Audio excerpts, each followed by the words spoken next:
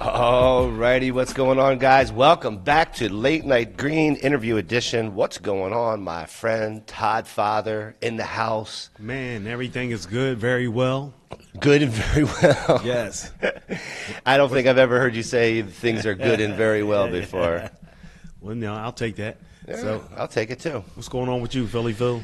Man, it's a busy day today, man. Just a lot of running around. There's a lot of moving parts. We were filming Canologist last night, so we're excited about that. And we'll talk about that tonight. Just a lot of stuff going on. Yeah, moving and shaking, man. Moving and shaking. And we've got a moving and shaking type of interview for you guys tonight. I'm super excited about it because we get to interview somebody that we've been watching for a while, so we're super excited about this. I am extremely super happy to have. But I do want to say one thing before we jump into the interview. On the late night show tonight, I want to let everyone know we're doing the Weed Olympics. So the Weed Olympics is Todd Father versus Philly Phil in a epic battle of Weed Olympics. So that's coming up tonight on the late night show, on the late night edition. That's a little loud. We'll fix that. But I'm going for the goal, baby. yeah, I hope we don't hurt ourselves, man. Well, we'll take it easy. You know what I'm saying? All right. Well, let's get busy here because we've got a great guest here. I want to welcome to the show someone that we've been watching for a while, and I'm super happy to have here. I'll have to get corrected whether it's Tom or Thomas. I know you say Tom on the website, on the YouTube channel. Tom, welcome to the show. We've got Tom Howard. He has the YouTube channel called Legalization, Cannabis Legalization News, and welcome to the show, Thomas. How are you? I'm well. Thanks for having me, man. I appreciate the chance to sit down with you guys. Philly, great city. Haven't been there in a few years, but hopefully Pennsylvania gets its act together soon, and you guys can actually get some licenses out there. My goodness. As opposed to just the few that you have for medical. Yeah, and it is very far and few in between with Pennsylvania. Pennsylvania, and you know it as well as anybody, the journey's been long, very long with Pennsylvania. And so it seems like we might be at the end of that long journey. I think the legislator is being, every state other than West Virginia around Pennsylvania. After the midterms. How do you guys do your elections? Are you guys like Virginia? Or are you guys like Illinois? Do you guys have elections this year? Do we? I think we do, don't we? State elections. I think we do have state elections. Yeah, we do. Because like Virginia's odd duck, and so they go the year after, and so that's why Spangman or whatever, I'm not sure her name, but she's actually going to undo what Youngkin did in Virginia. Correct. So that's what you hope. And Pam Bondi put on a shit show, literally, yesterday in front of Congress. And so if it just keeps going this way, and it gets the Republicans get skunked in Pennsylvania, you can do it. But the reason why Pennsylvania hasn't gone is the reason why Wisconsin hasn't gone. You have a swing state, and you have a very equally divided legislature. And for whatever reason, like a lot of my viewers are Republican, and they get pissed when I say this. Whatever. And so I'm just like, and then I tell them like, well, let's go to their voting record. Let's not politicize this. Let's just look at how they voted. And so if you look at how they vote, that's who shuts it down. It's the Republicans. Every time. And so like if this Democrats really outperform Republicans in the election this year, and some of those seats switch in Pennsylvania's capital is Harrisburg. Is it Philadelphia? Harrisburg. And so if Harrisburg has a few more Democratic votes, and Shapiro, the governor, can get his agenda through, it'll go. Mm-hmm. But the problem then becomes like. Yeah, go ahead. No, I was just going to jump in and say that Shapiro is an interesting character in an interesting place at an interesting time right now because he has aspirations of his own. I don't think that his aspirations, that he'll be able to move it forward and have a pro-cannabis agenda with a campaign if you can't even get your own house in order, your own house. And so we've had legislators in the Pennsylvania House come in. We've had them come in, tell us about their legislation, what they're doing. They've given us the feel of the room, what people are saying. So we've had our finger on it. But what I've felt and what I've said often enough is that I think it lacks leadership, and that leadership comes from the governor, because what we don't hear, and we just don't hear it very often, is we don't hear the governor talking about it, except just recently we're starting to hear it. That ain't it. Like that I've done this too long, and I'm too cynical. All right, it's tell the me. legislator. Yeah. And so the legislation, like, if you can't get it, and like, so right now in Illinois, we're getting killed by hemp. And so like I was looking at the vault today. I have a $60,000 vault next to a $60,000 security system. And down the road is some guy just selling THCA diamonds with gambling and liquor and tobacco too. Yep. And so, and he ain't got no license. And so, and it's because of the legislature. And so like our legislature is held hostage by, the rule of 60, we call it in the General Assembly. And so the Democrats, they passed this 6 years ago. All these really rich people took over the industry, and it's not their fault. Like, you set this up, so like you need a $60,000 vault, $60,000 security system. Nobody can get a loan because it's illegal, right? And so it's all in cash. So you have to buy a building, you have to do a $500,000 development, you have to then get open, you have to buy $50,000 worth of product, and you have to train all these people, and they only give it to social equity applicants. Yeah. And so I'm waiting on our social equity loan, and I CC'd them today when I'm talking to the regulator. I'm like, does the particular sign that says restricted access area, no admission, go here and here? And so like, we're trying to get open, we don't have enough money to hire our staff. And so they thought that, oh my gosh, it's not social equity anymore. It's bad for black and brown people. And then the hemp industry was like, we're good for black and brown people. Yep. And they just started selling anywhere, THCA. everywhere. They just started selling all the stuff. Yep. Yeah. And Tom, that's not even to mention the fact that these businesses aren't even allowed to take expenses like other companies can, because they want top line revenue, taxes on top line. So you'll get audited. Well, okay, there's ways that I approach IRC 280E. We don't have to talk about that right now. Let's talk about Pennsylvania. And so like Pennsylvania, though, it's the legislature. And so like that legislature, you have this, and then Trump just won 2 years ago, so that reset the burden. And so I think the Senate is Republican controlled, and our House is Democrat controlled, because I've been watching for Pennsylvania to go. And I just hope that Pennsylvania goes in kind of like how Virginia's gone. I think Virginia's got enough licenses, and they're trying to spread them out, and they have license restrictions on it, and there's not too much of an establishment of an industry there to lock out people. And so you could have a wonderful hundreds of licenses. And so like Miggy is my co-host on the show, and he's from Washington State, and they have a limited licensing system because like it's regulated, man. Like you have to be able to do recalls. You have to have all these security things. And so as a result of that regulatory load, they limit the licenses so that there's going to be a cash flow, so that the dispensaries just don't go broke because they're trying to comply with the laws, and that makes them have to sell out. Yeah. And so like Pennsylvania's really got an opportunity, and I hope they take it, to have a lot of licenses spread out, license limits. So how do you do the license limits? Virginia did 5, Illinois has done 10. I think Washington State also did 10. And so then you could have, 500 dispensary licenses with a 10 license limit. That's dozens of businesses that could be there. But okay, let's say you get the license, or let's say you're social equity too, and they try to do that. You got to get a zone. You can't get a mortgage. There's no loans. There's no loans at all. And so like, do I get a loan on mine? No, it's all in cash. You can get a loan after it's built, and you can show cash flow. It's a lot of barriers. Yeah.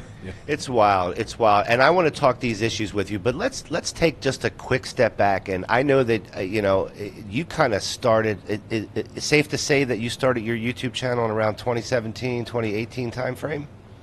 19. We start, this is our 7th year. And so like I started it, and so like I started my own company and like my own practice. I got out of big law in 2018. Mm-hmm. And then I'm like, and I had like these lawyers that were trying to get me to do, and they were right. I would have made a lot more money looking back, but I made an okay amount of money.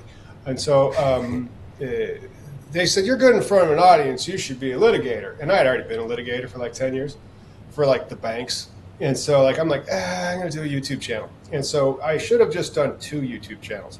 One where I don't mention weed at all and treat it like Voldemort, like he can't be named, just to like create a little bit of intrigue. Mm-hmm. And then another one where I just talk about weed, because like you can't really grow when you talk about weed. You get shadow banned, you get 18 plus, you get demonetized, all these things. Like nobody who finds our channel is under 24, and so like you will not get your channel served to anybody who's less than 24. Yeah. And so it's all these problems that you have when you're trying to make a YouTube channel for it. But then basically to the day, like 2019, so 7 years ago, I was like, Miggy, I've known you for a while. We've both been activists, digitally at least. And so why don't we try to do a podcast about like what's been going on in cannabis for the past week? And so we were doing it on Google Hangouts. It was like before all these streaming services were really big. Mm-hmm. And so that allowed us to kind of get out there. But it was 2019. And then I used that to do business in Illinois and then various other states, still not Pennsylvania or like Wisconsin, where I got my law degree, because Wisconsin and Pennsylvania, swing states, have not gone, Wisconsin hasn't even gone medical. Pennsylvania hasn't done anything since it went medical, and it went medical like very corporate. Like you can't even get in. And not only that, but the dispensaries they're damn near sterilized. They've put really not a whole lot of effort into any retail appeal or any type of things that you would see in any type of recreational state. So it's we're behind the ball, and so they've got Pennsylvania residents just flowing over whatever border they can get to. They make their purchase, they come back, and you're making citizens of the state criminals because you can't get your legislative act together, and that's and the good old black market. And not only that. Mm-hmm. So when you were practicing, were you practicing? Did your practice have anything to do with cannabis, or was it just cannabis came after? I was a bank lawyer, and so like I was a bank lawyer for about a decade, and then it was all cannabis. I own a law firm, mm-hmm. and I'm going to retire from litigation this year, and so I'm retiring from litigation because I have to run a dispensary in a cannabis company. But I'll still do like corporate work, and I'll still help market, and I'll still help the lawyers that I work with do good things. But when I was practicing, it was mostly banking and litigation, and then when I got into the cannabis space, it was corporate, and then the cannabis, because you're a business, and so like you touch all these aspects of law, and so like I have an understanding of most of them. But now I have some clients, like a handful of clients. I'll still take some, not from Pennsylvania. I'm not licensed there. We don't even have a guy that is. Like we have somebody in New York because obviously, but nobody in Pennsylvania because obviously. Right. And as a result, But then if they go, that's great. But then you need a consultant, and then you would need a lawyer to do the lawyery things. And if Pennsylvania does it like these other states, there's all these tomfoolery that you can do with corporate formations. And so like we win a lot of these licenses in various states because me and the guys will work on what is specifically following the rules that gives our clients statistical edge. And it's worked. But then CANRA is always like looking to see if they could shut down companies like mine. And so like they did a pretty good job in Rhode Island. Rhode Island, you had the best chance of getting a dispensary in Rhode Island. Interesting. But it sucked. Well, it sucked. And so like you have to hold real estate for 6 months. Getting into a lottery. You have to prepare a 100-page application. You have to pay them $7,500. You have to settle up with a real estate guy and pay that for like 6-7 months. And in the other states, like the real estate guy is like, hey, I'm not going to find out what's happening in this for a while because you have to have the license lottery, and then somebody might win, and then I'm a landlord. But I don't know that's going to happen, and you have like a 1% chance of winning, and so you could stack applications on a piece of real estate. And Canada shut that down. So now if you're the real estate owner of the particular dispensary or grow or whatever, you could just have one application. And so you have to have access to that property for like 6 months or more. You know, like what's that? It costs so much to even apply. And no other business in any other industry is subjected to anything even remotely close to that. So it's just it seems so wrong. It just seems so freaking wrong. Right, right. And then that's before you realize no loans, no banking. And then when people hear that you're in cannabis, oh, you're rich. I'm going to charge you twice as much. Yeah. It's a terrible catch-22 as it stands right now. When did the idea of you moving into and having a dispensary, and I don't know if you're moving into any type of cultivation as well or manufacturing, but I know you mentioned retail. We'll do retail because like magnify your problems, or like multiply them.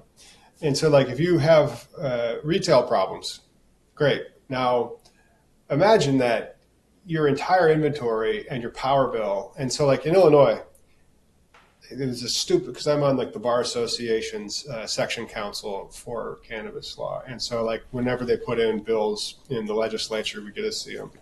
And so one just came through about like green energy. And I'm like, you will not even allow us to grow outdoors. Talk about green energy.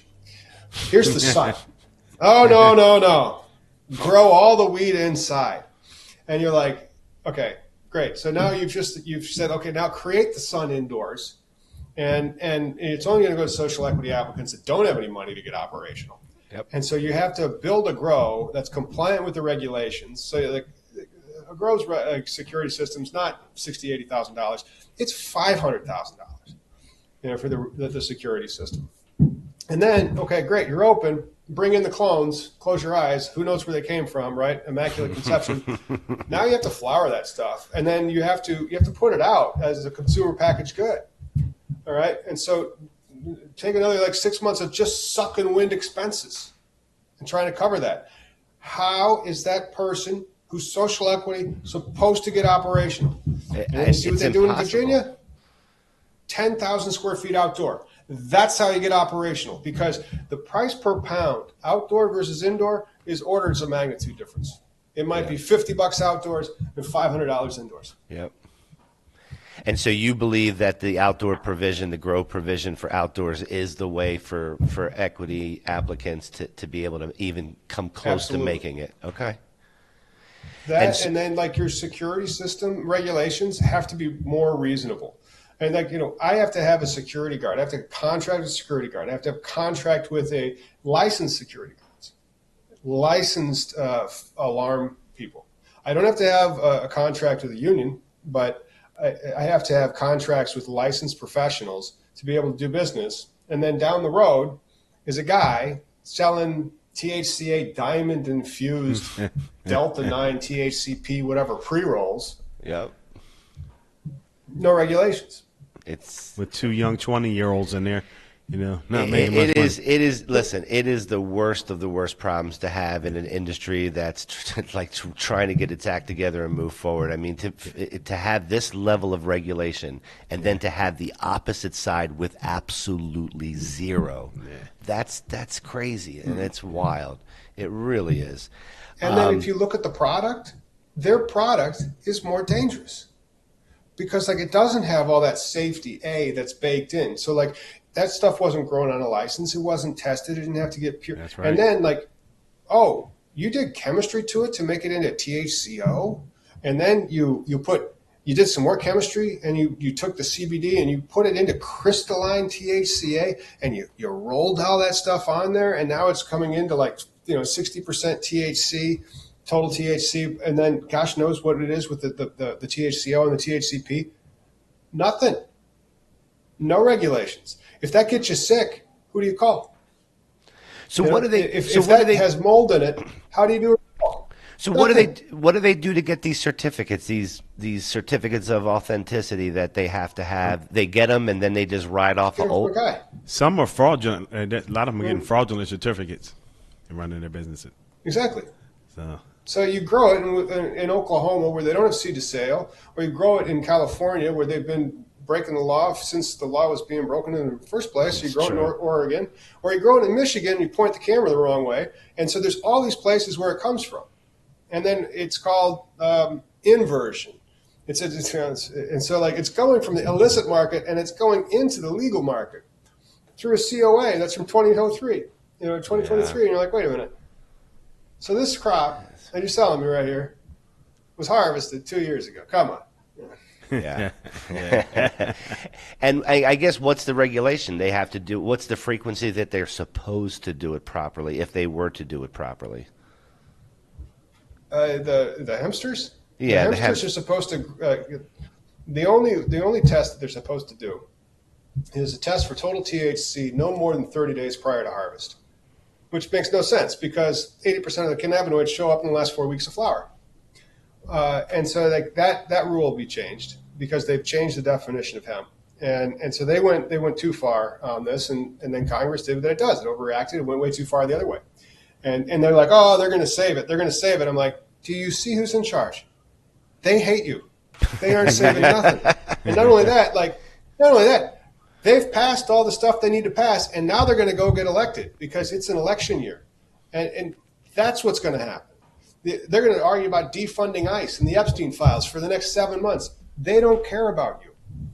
And so like the hemp stuff will get defunded or debanked. It'll be illegal again. We'll see how much they want to like enforce it. But, if Democrats win out in November, and it looks like they will because of obvious reasons, that could be really good in Pennsylvania for getting legislation through that it'll legalize. However, don't do it in such a way that it penalizes the license holders, and don't do it in such a way like because I'm from Illinois, I'm kind of like from the epicenter of all these publicly traded like GTI and Verano and Cresco and True Leaf, Harvest and what begat from that.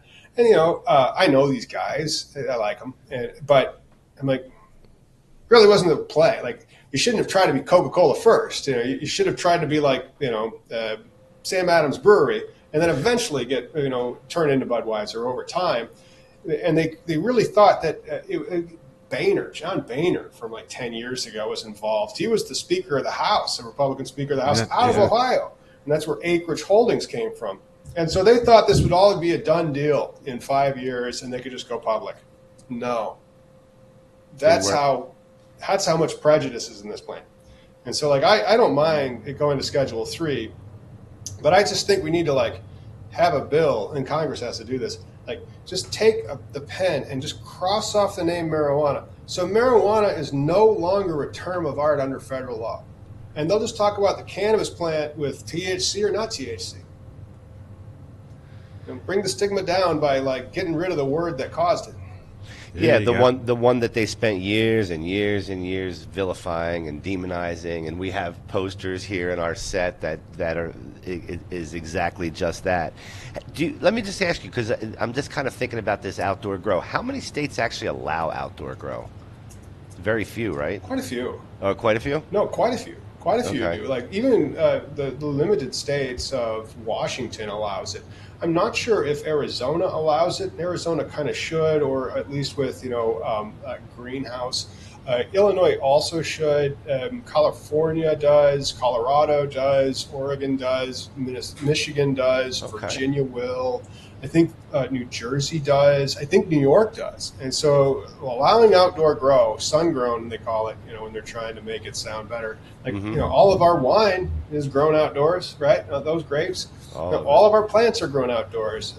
You should be allowed to have indoor grows, but indoor grows from a power and a cost standpoint are the worst. Yeah, if you want your program to fail and to cost $1 bazillion to get operational and to not roll out, require indoor grows. Yeah, no doubt, no doubt. Man, you're a wealth of knowledge, my man. You're a wealth of knowledge, and we appreciate having you on here. What we're going to do, Tom, is we're going to take a quick break. When we come back, I'd love to chat with you about Second Amendment stuff. I know you have been hammering home on the channel some of the stuff that's been going on. There's, obviously a case that's going on. I'd love to hear your opinion on that. So we will actually be back right after this. See you in a minute.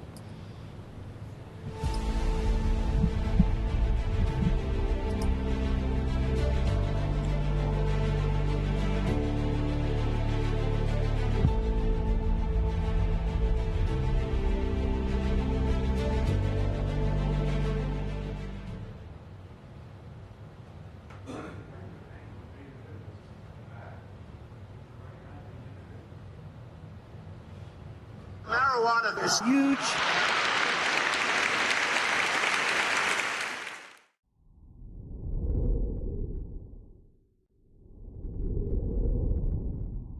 So many dispensaries have resorted to a bland, impersonal shopping experience, where you often don't even get to see a sample of the cannabis you're planning on purchasing before you buy it. If you're looking for that extra personal touch, come check out High Roller Dispensary in Atlantic City, New Jersey.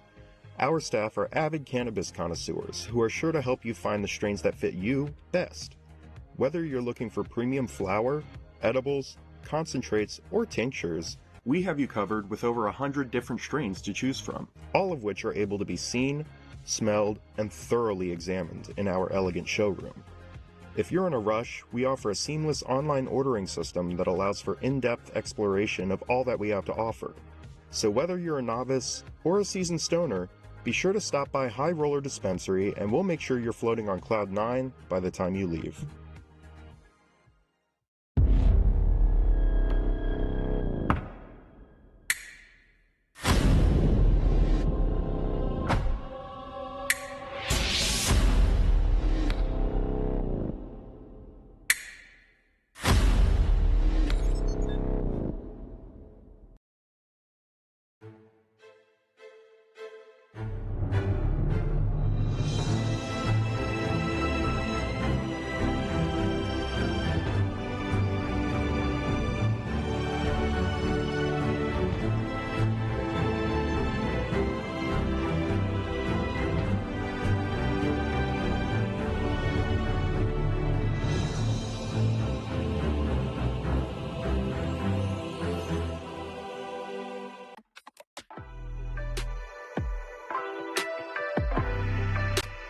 Right around here, 15 inches, maybe if you're younger, you go up to 19 inches, Yeah, you already went the big age. Sometimes a CIO might make commitments to a CEO that they just can't fulfill.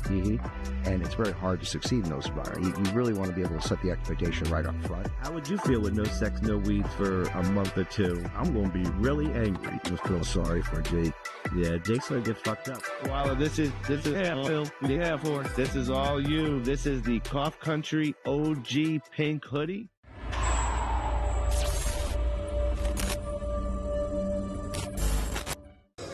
Hey, I'm OG Ganja Goddess, and you're watching Cough Country TV. Peace. This is Chef Marvin Jane, and you're watching Cough Country TV, live from New York.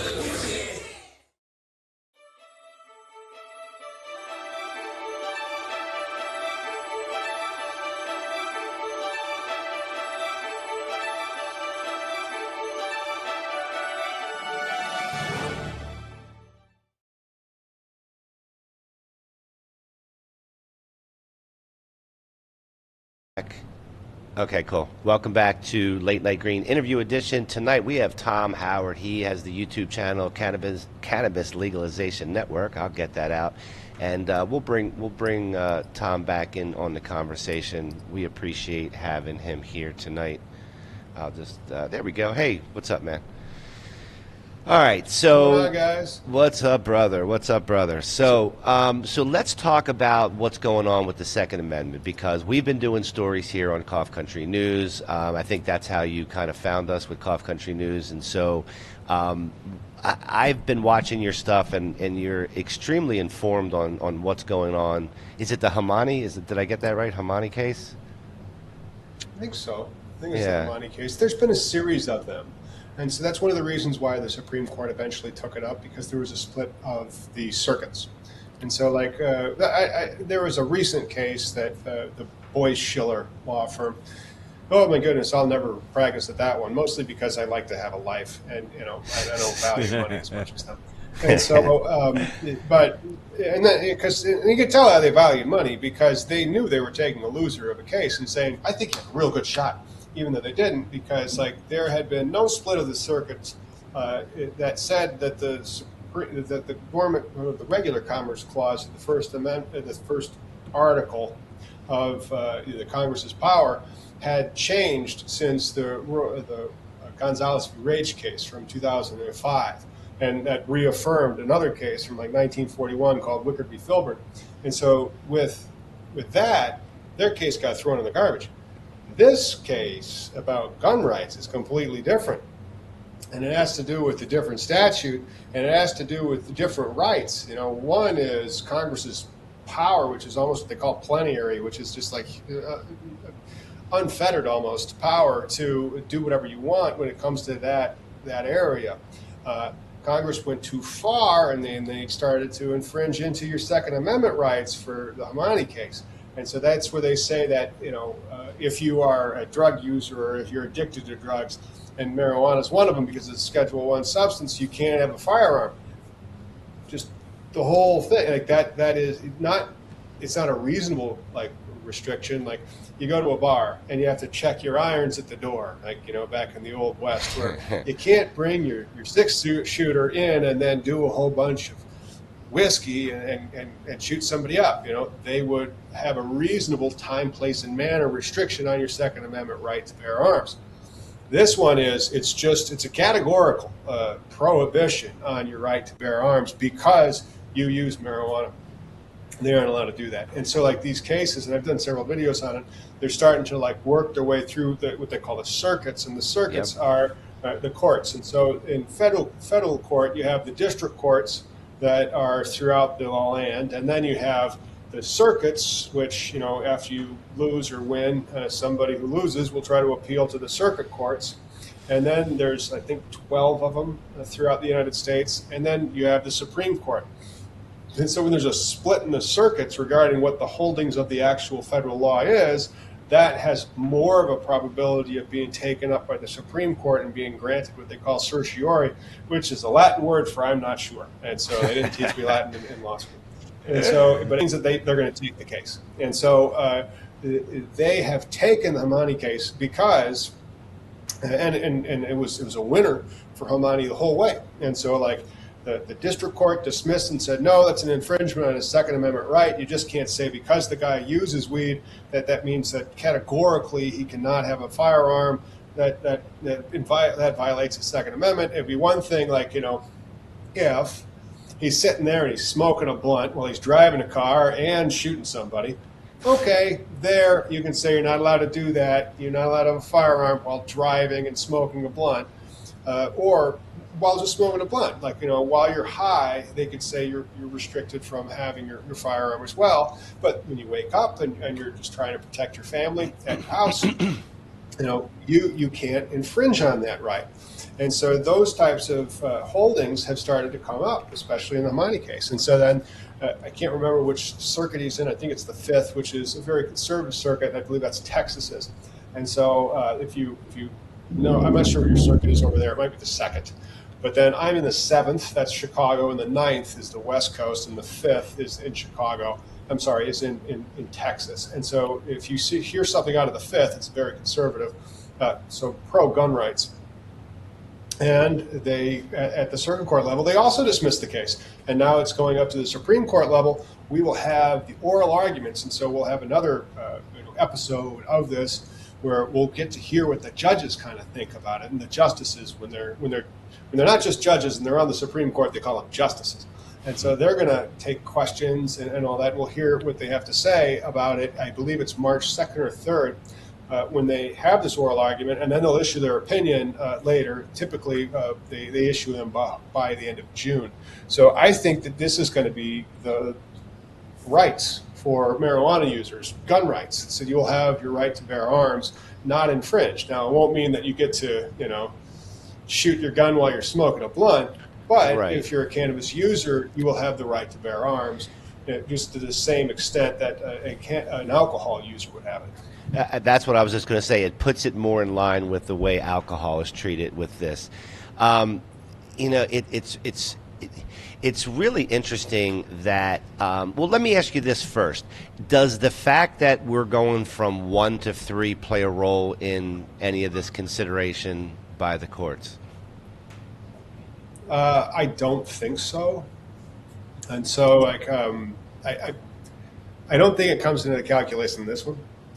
I could be wrong. We'll see what the justices say. Like you hear it sometimes in cases regarding the dormant commerce clause, where there's another aspect. And so I'm not in Boyce Schiller's, and God willing, I'll never be in a large law firm.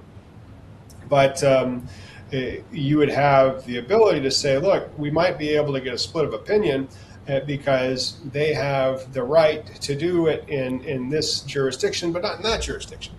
And so, with guns, it is turning out that way. But the next one might have to do with the, I can't remember what it was going to be. I just had a brain fart. That's okay. My bad. Yeah. That happens. That happens. So it'll come back in like 2 minutes. Like, Yeah, we know about that. So do you feel by June we'll actually have a resolution to this that's favorable to by the end? Yeah, by the end. By the end of June. Oh, the Dormant Commerce Clause. And so that's what it was. And so with the Dormant Commerce Clause, remember, with the Gonzalez v. Raich case, Congress has the power to regulate the commercial industry of cannabis by saying it's banned. But then there's this line of cases now that says, well, one state can self-preference itself against another state when it comes to licensing cannabis businesses because the Dormant Commerce Clause doesn't apply because it's illegal.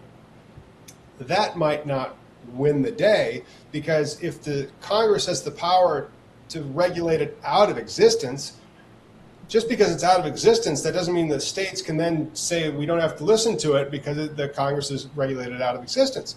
Right. And so we'll see if that comes back to bite them.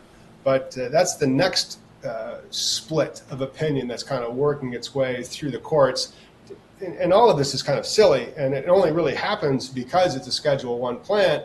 And it's, as Clarence Thomas, Justice Thomas mentioned in his standing akimbo, it wasn't even an opinion, it was just like a comment. It was just hilarious. Like, Clarence Thomas actually issued a comment to a case that didn't even take or argue. It's like, what the heck's this? What's this half in, half out nonsensical cannabis policy that you guys have in this country?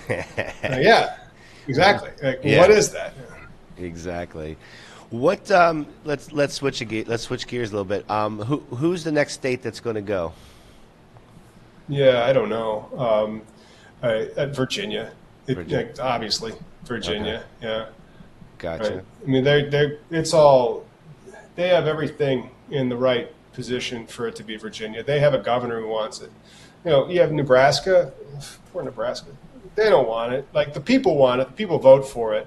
And then the people in power are like, oh, bless your little pointy hearts or heads. You don't know what you're talking about. And then they just undo the will of the people. And you see that in Ohio, you see it in Florida. So very often it is in where the conservatives are in power. That's why we need to, amend the law, not to legalize it, just to say well, the term marijuana no longer exists. Can we just agree that the term marijuana no longer exists? You're regulating the THC to begin with. Just regulate the THC. Yeah. Why do we have to call it anything? Just call it THC plants, Yeah. Yeah, I mean, because we have to shake the stigma, and I'm not sure you can ever shake it out of the word. Well, I don't really use that term marijuana anyway, so. I mean, I try to use. I use the word cannabis in the federal law, but that's the problem. Like it's baked in. When we're talking about cannabis, they're like, well, marijuana, and they whip out the law book and be like, there it is. It says so right there. Marijuana means this. It's like, oh, okay, you have written the pejorative into the law. Yes. And so, like, can we just ban the just cross out the pejorative? Keep it where it is. Keep it in Schedule 1. Just be like cannabis with more than 0.3% delta-9 THC, and moving on. We don't have to use this cannabis word. Then the stigma might start to fall away, but people still hate the smell. Yeah, well, you're always gonna have that. What's your take on the states like Ohio, Massachusetts, and Maine that have decided they're going to put signature campaigns together to repeal the entire program? What's your take on that? Those are the easiest states to put it on the ballot. That's why they did it there. Okay. So it's window dressing only. So it's because they could. If you're right, and they could send a press release, and they could say cannabis legalization. They wouldn't call it cannabis legalization. They'd say marijuana legalization is losing. And so, like the SAM people, and you see it, on X going around where it's out of control. It's doing this, and I give the hemp people a lot of grief because of it, as we had a winning issue, and the winning issue is in medical cannabis. Medical cannabis is a winning issue, and it's a winning issue simply because somebody needs it in their life, and it changes their life, and then they become a supporter of it. They could be against it. They could think it was terrible, and then they get cancer, or their grandmother gets cancer, or somebody needs it in their life, and it gives them benefit. Yep. And so we had a winning issue. And then we had hemp, which was supposed to be industry and CBD. And they couldn't sell the CBD. And unfortunately, I was one of the lawyers that was doing it. But I was doing it like with tongue in cheek. I was like being sarcastic. It was satire. And so, like, I was saying, like, they've defined this inelegantly. They said only delta-9 THC, and the plant doesn't make that unless you light it on fire. And then that's not really making it. And so you defined what makes marijuana or hemp by a chemical that neither of them make unless you light it on fire. Right. That's silly. And people were like, no, it's not. That's a business model. I'm going to go sell this. And I'm a genius. It's legal THC. I'm like, okay. Yeah. Go to North Carolina. You'll find an enabling attorney who will give you an opinion that will say what you want. Yeah, you can do that. There's plenty of that going around. So these states that are putting, there's no possibility that there's any traction with that. And even I was going to ask you about Florida. Florida, there seems to be a whole contention about, did you get the signatures, or did you get enough of them by a certain date, or did you not? Then they come out on a Sunday and say, no, you didn't get enough signatures, and they come out on Monday and say, people in power hate it. Right. Hate it. And who knows the truth about the numbers, Yeah, who knows? I believe the activists. I believe the people who are on the ground who are putting these together. Now, when you talk about a program of a repeal, when we look into it, it's not really grassroots on the ground. It's let's hire a company from out of state to come do all of the signature petitioning and signing. It's not even people from the state that are doing it. So what's your feeling about being in the business, right, dispensary, everything? So that's kind of close to home. So what's your feeling about that competitively? Oh, Florida's not a competitive market. From a business perspective, I like a market like Missouri, like Washington, to a certain extent, like Illinois, if they would change the laws, because we have this medical mafia here that doesn't want to give it up because they're all publicly traded and they need a beat on earnings. And so, I like a market that spreads it around, caps the licenses, controls them, so that they know, no, this stuff is going in people's bodies. We are trusting it to be pure. And if something's wrong, we're trusting you to alert the people, do a recall, get it back, all that kind of stuff. They are treating it like it's a legitimate good that people are going to use, maybe even medicinally. And so those types of states do exist. They are in the more of a minority in the sense that the legislatures, they don't give a shit. They just take the money, right? And so in our state, hemp has the ability to write the checks because they gave all the licenses to social equity, and the social equity person has got $50 in his bank account, and it costs $100 million. It costs $1 million to get operational. So we'll take the money here, and we'll take the money over here.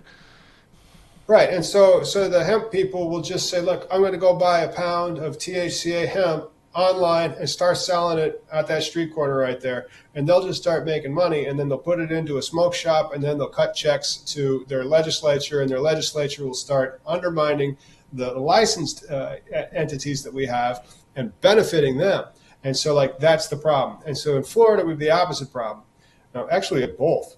But then Florida's actually changed it, and so they're trying to collapse their hemp industry right now, and the federal law is going to collapse all the hemp industries because they've defined THC out of the definition of hemp. But in Florida, you have what they call the MMTCs. Terrible model, terrible model. I don't even think they had it in Pennsylvania, close. But then they have it in Texas, they had it in New Jersey, they have it in Florida, and you have to be completely vertically integrated. And so, like, it's like the Apple Store model. And so the only thing that you can buy at an Apple Store is Apple products. And so the only thing you can buy at a dispensary in Florida is the dispensary's products that are that brand. So you go to a True Leaf store in Florida.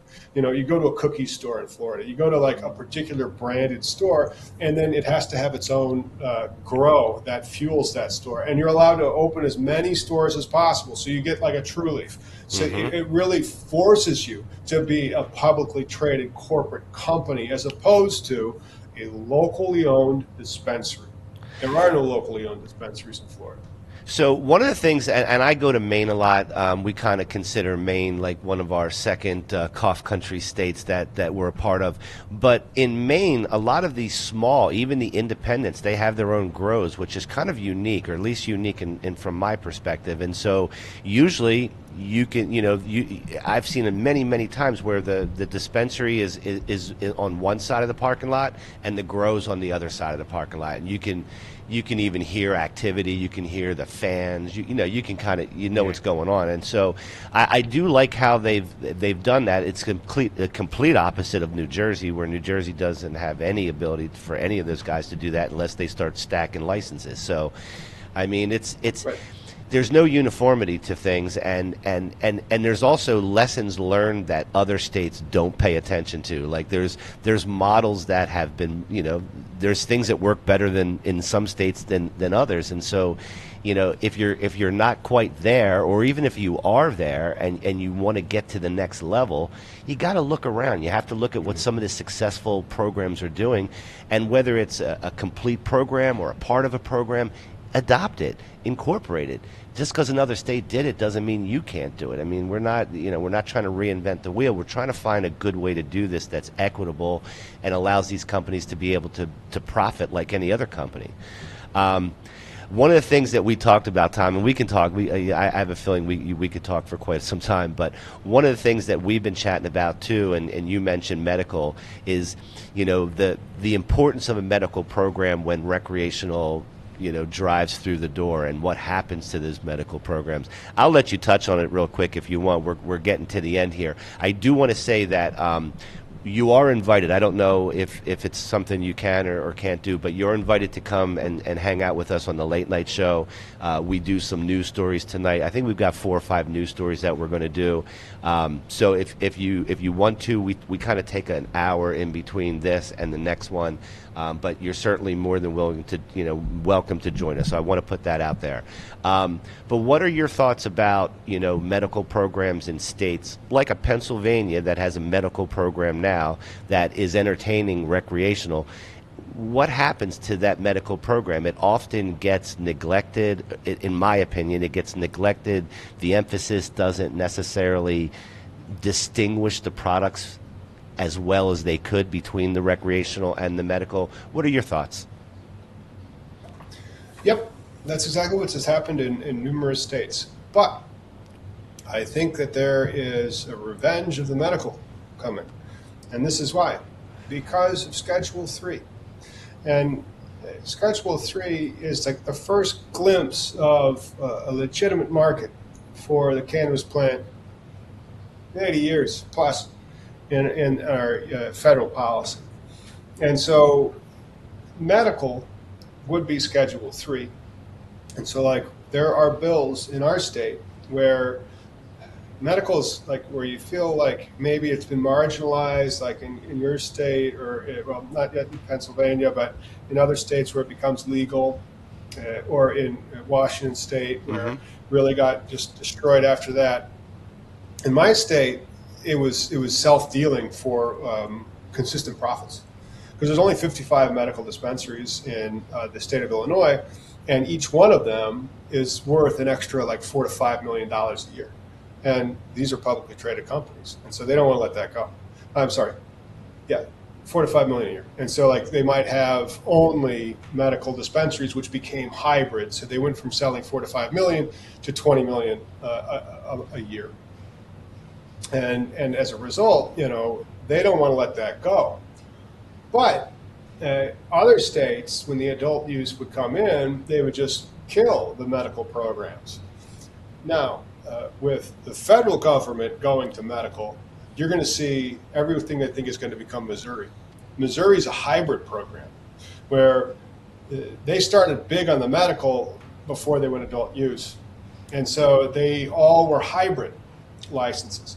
And so if every license is a hybrid license and Schedule 3 becomes the law, every license is in compliance and out of compliance.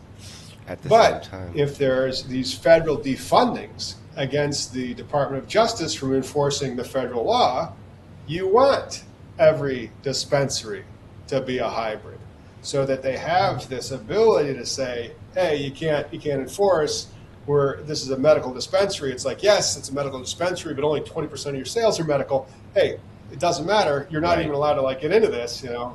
But also, all of our sales are medical. It's Schedule 3. You haven't figured out how to regulate this from a medical perspective, and then you have to have Congress do something.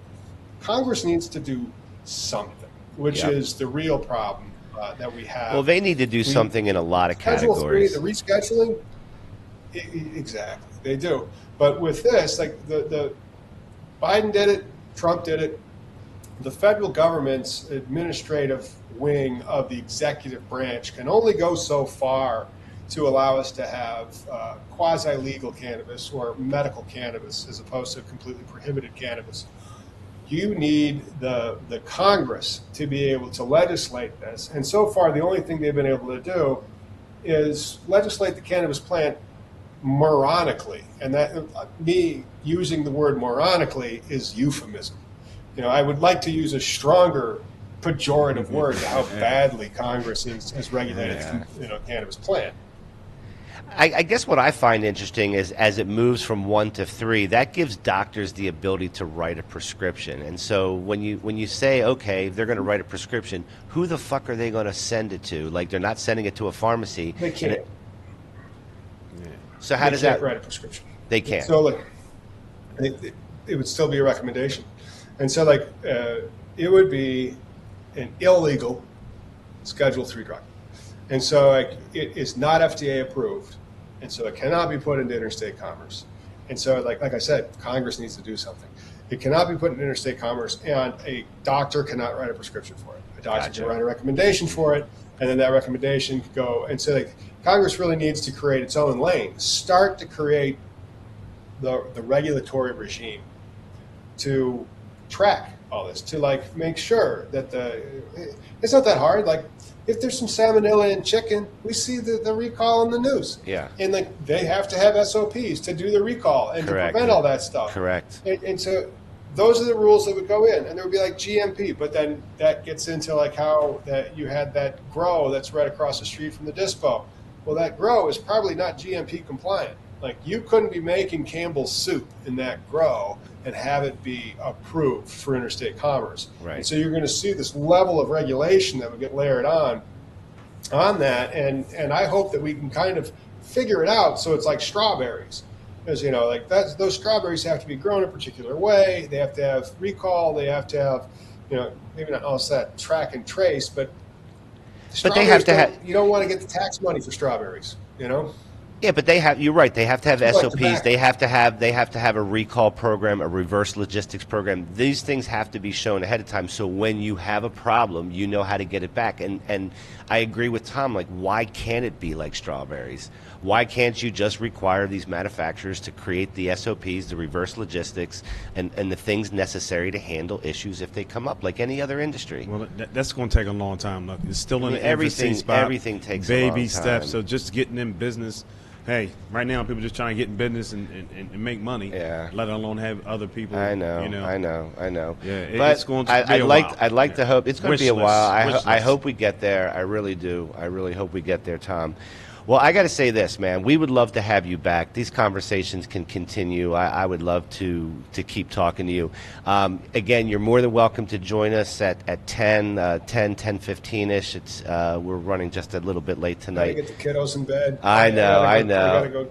Yeah, and so I gotta say hi to the wife and all that. I got you. All day. I got And you. so, Well, I'm going to kick his ass in the but Weed you guys- Olympics, you just guys so are you able know.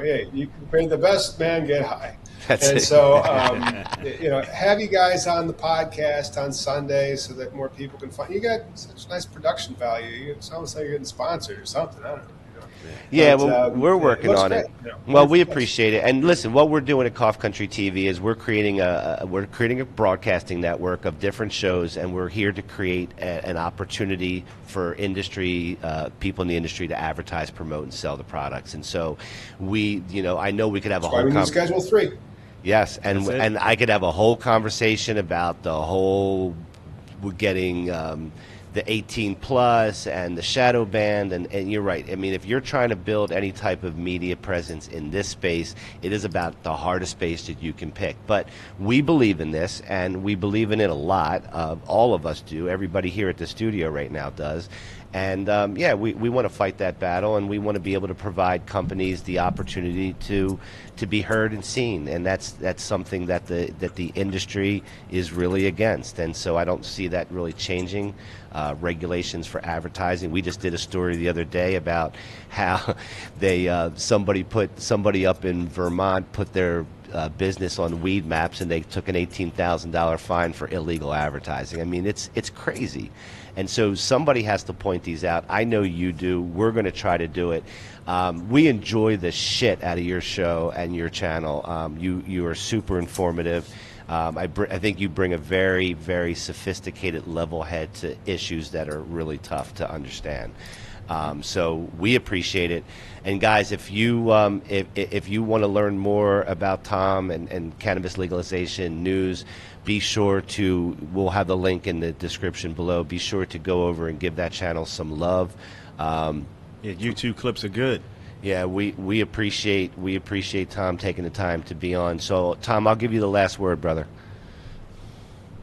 Oh yeah, go check out Cannabis Legalization news, because not all the stuff is good, but I will tell you it, and I will tell hey, this is why weed is still illegal, not the best, and then I'll say this is why your gun rights are giving you back. People love that. People love good news, and you're going to get both, but you're going to get the real stuff over at Cannabis Legalization. Yep. And I enjoyed we listening. aren't Just really trying to I enjoyed your lives too. I saw you and your co-host. I've been watching some of the lives, and it's a very different type of show when you guys do live. I think you guys kind of put your hair down a little bit, and there's a little bit more opinion, and your personality comes out a little more. So we really enjoyed both of them. The produced pieces as well as the live. Yep. Well, when you're putting it out like that and you're trying to be educational, it's different. You will not see the 2-gram dab challenge on Cannabis Legalization, but you will learn something. There you Yeah, go. and you will learn something. You're not going to see Weed Olympics. You're going to have to tune in at 10 o'clock to see that. But yeah, guys, Tune if in to you Cough Country for Weed Olympics. right on. There you go. So, guys, if you want to stay informed about the things that are going on with legislation in the cannabis space, if you want to understand some of the more complex issues, we definitely suggest Tom at the Cannabis Legalization News channel on YouTube. Tom, we appreciate having you on. It means the world to us. We want to thank you again. Love to have you on again. If you're in the area, you gotta come by. You'll have to try the weed claw machine when you're here. Maybe you can pull something I can't out. wait. Yeah, Yep. all right. Go ahead. Oh yeah, we'll have you guys on the podcast, and so like we'll link up later. We're gonna have Riley from Cannabicam on the podcast this Sunday. Sometimes we have guests, sometimes we don't. Well, right now it's like we're in ordinary time in the sense that there's not like a lot of news. There was supposed to be news this week. FDA was supposed to give us some cannabinoid info. Didn't happen. Yeah. There you go. Pam Bondi got grilled. Didn't mention weed. Yeah, I watched your show like a week ago, and you said this. You called this a week ago. You said the date's going to come and go, and it's not going to happen. You called it. You called it. All right, guys. Tom, thank you so much. I for hate being being jaded and right. I hate it. I would much rather be like jaded and wrong. There you go. Yeah, jaded and wrong would be better than jaded and right. I agree with you, man. I agree with you. Guys, make sure you like, follow, subscribe, Late Night Green. Make sure you go over and give some love over to Cannabis Legalization News. Also, the Canologist will be on tomorrow night with a Valentine. He's making a Valentine special cocktail that I think you guys are going to definitely want to check out. And also be sure to check out the late night edition tonight. It's going to be around 10:15, I'll tell you guys. About 10:15, we're going to come on. We've got some news stories. We've got the Weed Olympics, and so we're going to have some fun tonight. Tom, thank you so much for being here. We appreciate your time, and we appreciate your effort. Enjoy talking to you. And we look forward to, I'll tell you right now, we look forward. If you want to have us on your show, we would love to be there. So thank you so much again. And guys, make sure you guys tune back in an hour, and we will see you shortly. Thank you. Take care.